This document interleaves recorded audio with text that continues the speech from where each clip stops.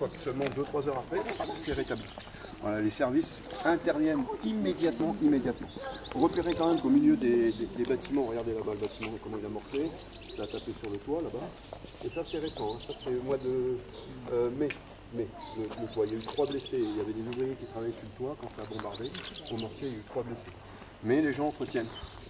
Il n'y a pas d'éclat qui endommage ton habitat, mais par contre, toutes les vitres ont explosé. Donc la catégorie 1, 2 et 3. Alors le problème, il y a les aides russes qui sont énormes et très généreuses, mais le problème c'est qu'il manque le dernier maillon. C'est-à-dire que le transport des matériaux des dépôts de Donetsk jusqu'aux propriétaires et la main-d'œuvre pour réinstaller les matériaux, refaire les toitures, les murs, etc., est à la charge des victimes. Ça peut paraître bizarre, voire scandaleux, diront certains, mais bon, la République n'a pas de planche à billets, hein. Donc c'est très difficile pour la République, elle fait déjà beaucoup plus que le maximum, et donc du coup, c'est vrai que ce petit maillon, moi je l'ai découvert en venant ici, et donc j'ai participé modestement avec... J'ai refait des fenêtres de 2 maisons et d'un appartement. Ça représente une somme dérisoire sur le plan des euros, mais bon, c'est énorme. Surtout pour des grands-mères qui touchent que 2500 roubles par mois. Et donc on a des gens qui vivent vraiment dans une situation de précarité financière où ils n'ont pas le droit de tomber malades. Il n'y a pas de régime de sécurité sociale. Les médicaments, non, tu payes à 100% les médicaments. Donc du coup, tu te retrouves quand même avec des situations qui peuvent vite devenir, passer du stade de la précarité au stade du drame, quoi. Hein, du drame social. Alors heureusement, il y a l'entraide, il y a les familles, il y a les voisins, il y a des petits jardins un peu d'autosubsistance, hein, il reste quand même quelques petits éléments qui permettent aux gens de bien s'organiser, mais des fois il y a des situations qui sont vraiment très tendues, très tendues. Mon fils qui n'est pas blessé, il réussit à dégager une petite ouverture dans un coin de la cave et il extrait en fait toute sa famille, sa mère, sa tante, son frère blessé, il les extrait et puis la maison c'est fini. Donc ça c'est un quotidien malheureusement qui n'est pas achevé, il y a encore des tirs qui détruisent les maisons. Et ça en Europe, personne n'en parle.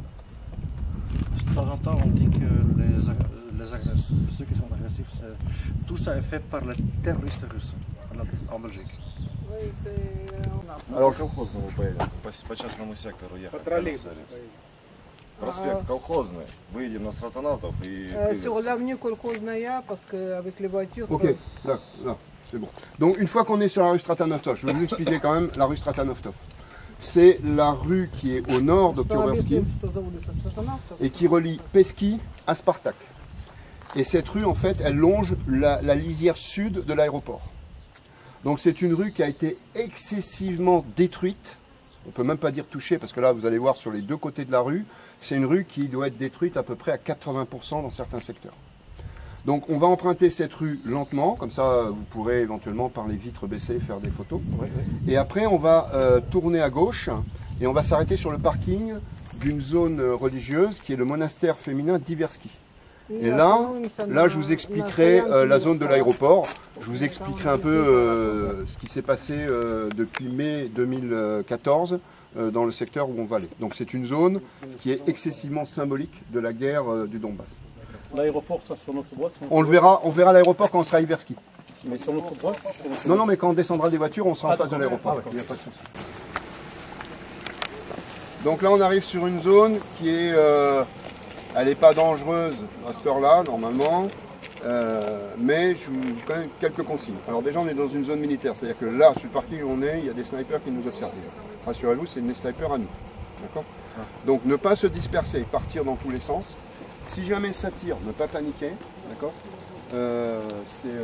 Tant que vous n'entendez pas siffler, il n'y a pas de problème. Où est-ce qu'on se situe? La ligne de front, elle est là, d'accord. La ligne de front, elle est par là. Ici, on a le monastère d'Iversky. Derrière le monastère d'Iversky, on a l'aéroport, d'accord, de Donetsk.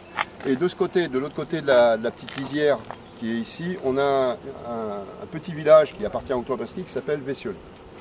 Donc c'est une zone qui a été excessivement bombardée depuis 3 ans. Elle est intégralement détruite, y compris le cimetière qui a subi des tirs au phosphore.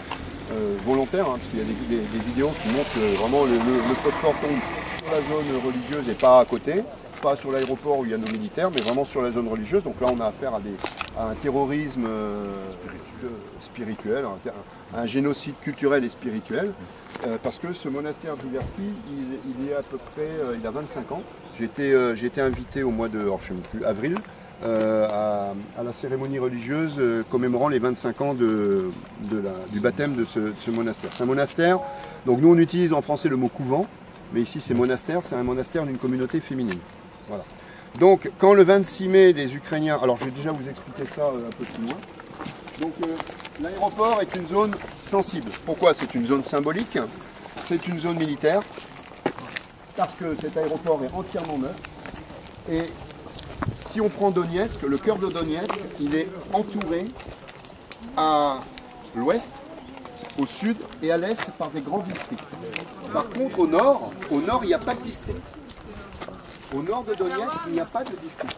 Tu préviennes par rapport à des endroits où on ne peut pas aller. Oui, c'est ce que je viens de leur dire. Vous restez avec moi. Donc, au nord de Donetsk, il n'y a pas de grand district. Il n'y a pas de... Oui, c'est normal, c'est quelqu'un qui visite, qui fait des photos. Donc, on peut y aller là-bas. Il n'y a pas de grand district au nord de Donetsk. Jusqu'à l'église, on peut y aller, il n'y a pas de... L'aéroport a été équipé de grandes voies d'accès rapides, des 4 voies qui permettent en 15 minutes de l'aéroport de rejoindre le cœur de Donetsk. Donc c'est une porte grande ouverte. Ah, l'aéroport, oui. J'avais fait une photo dans l'aéroport, je l'ai comparé avec d'autres. Quand le mouvement fédéral devient un mouvement séparatiste, que les combats commencent vraiment à chauffer à Slaviansk, il y a des républicains qui ont déjà pris le contrôle des hôtels gouvernementaux. Les républicains vont dire il faut qu'on contrôle cet aéroport. Parce que là, on a une épée de Damoclès au-dessus de notre tête. C'est le cas de le dire. Donc ils récupèrent l'aéroport le 24 mai, je crois, si mes souvenirs sont bons. Il y a à peu près une cinquantaine de républicains qui viennent, qui disent au service de sécurité aéroportuaire vous dégagez ou vous restez avec nous, et on contrôle l'aéroport. Kiev se dit aïe, là on a loupé quelque chose.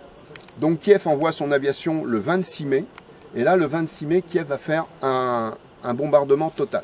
Mon ami habite à 500 mètres, on habite à 500 mètres de l'aéroport, et ce jour-là, son père est avec ses 2 enfants dans le jardin. Son père voit passer les Sukhoi, 2 fois, 3 fois, et à un moment donné, il voit les Sukhoi qui partent en l'air, et qui font une boucle, et qui reviennent en piqué. Et son père récupère les 2 gamins, rentre dans la maison, et le jardin a explosé. Donc là, on est vraiment sur une attaque fulgurante et qui déborde complètement le cadre militaire. L'aéroport va être occupé par les Ukrainiens. Et quand les Ukrainiens occupent l'aéroport, qu'est-ce qui se passe? Ils y installent leur artillerie. Ils y installent quelques hélicoptères avec des unités spéciales. Et on commence à voir des bombardements intervenir au cœur de Donetsk. C'est à ce moment-là que les bombardements vont frapper le Donbass Arena, là où vous êtes allé. Il y a le Donbass Arena qui est frappé, le musée à côté. On a vraiment des bombardements qui interviennent au cœur de Donetsk à partir des positions ukrainiennes de l'aéroport.